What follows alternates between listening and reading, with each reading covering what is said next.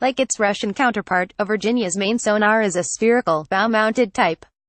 However, starting with the Block 3 series of submarines, the BQ-Q10 sonar is replaced with the U-shaped large aperture bow sonar.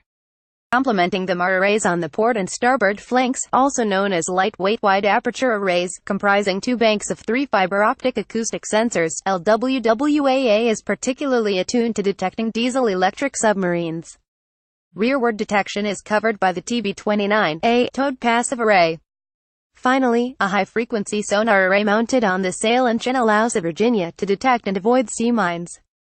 The United States Navy's submarine force emerged from the Cold War as the undisputed masters of the undersea realm. The elite, all-nuclear submarine force watched as its Soviet submarine force rivals rested away pierside, the newly founded Russian Federation unable to maintain them. After more than 20 years of American submarine supremacy, a new challenger has arisen from the deep. Slightly familiar and almost 2 decades in the making, it's an unusual challenge to U.S. naval superiority, but nevertheless one with a long, lethal pedigree.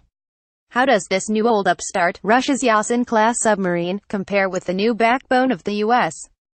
submarine force, the Virginia-class? The Yasen class of submarines was conceived as early as the mid-1980s by the Malakit Central Design Bureau, one of the Soviet Union's 3 main submarine bureaus.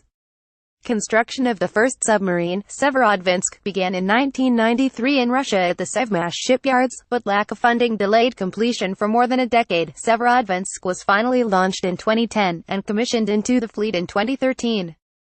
This first appeared in October 2016. The Yasen class measures 390 feet long and displaces 13,800 tons. It has a crew of just 90, far fewer than its American equivalents, suggesting a high level of automation is built into the submarine. In shape it resembles the earlier Akula class but much longer behind the conning tower and a hump to accommodate vertical launch tubes. According to the authoritative combat fleets of the world, Severodvinsk has a OK-650 kpm 200 MW nuclear reactor, good for the life of the boat, which drives it to speeds of up to 16 knots surfaced and 31 knots submerged. Other reports peg it slightly faster, at 35 knots. It can run quiet underwater at 20 knots. Recommended, how Israel takes U.S. weapons and makes them better. Recommended, North Korea's most lethal weapon isn't nukes. Recommended, 5 worst guns ever made. Severodvinsk sensor suite consists of a Irtish 4 sonar system, with a bow-mounted spherical sonar array, flank sonar arrays and a tow array for rearward detection. It has AMRK-50 Albatross, Snoop pair, navigation, surface search radar and features a rim-hat electronic support countermeasures suite.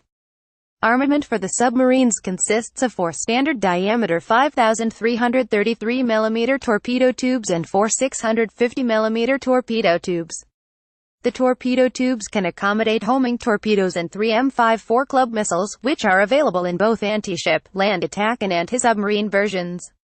For even more firepower, the Yasen boats are each equipped with 24 vertical launch missile tubes behind the conning tower, each capable of carrying P-800 Onyx ramjet-powered supersonic anti-ship missiles.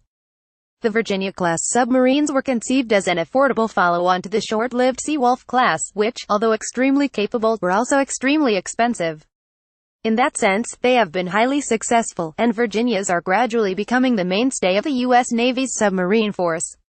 At 377 feet, the Virginias are only 13 feet shorter than the Yasen class, but displace only half as much water. They have crews of 113, and are powered by one General Electric SG-9 nuclear reactor, driving a propulsor, pump jet instead of a propeller. Speeds are reportedly 25 knots on the surface and 35 knots underwater, and the submarines are reportedly as quiet at 25 knots as the Los Angeles class is alongside the pier.